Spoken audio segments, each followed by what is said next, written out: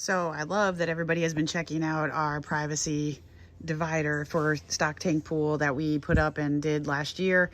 We've gotten lots of views on that, but I wanted to do a recap of this is a year later to give you a little update on how it's done, how we move it around and what we do with it. So when it's not in use, we had it against the house over here, but now we've got it back out with the pool out, a little bit of stuff in the middle there. We've had a lot of rain here in Eastern North Carolina and winds too. So this is it. It has survived. We have had, obviously we are in an area that there is strong winds at times on the East Coast.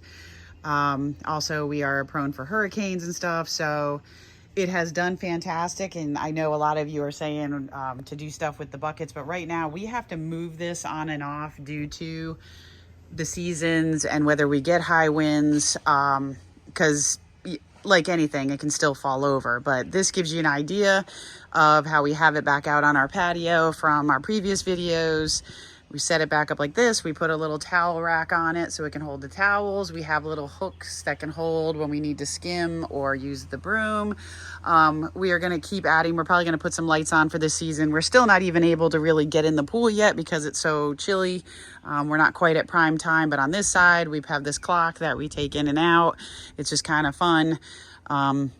Little signs. We have little signs all over our yard that we put out, but this just kind of, we have this little table here in case we decide to put any food or beverages on this side with our table. But yeah, it has a couple bumps and bruises. Again, when the winds get really strong and we weren't prepared for it, it can kind of tip or hit something.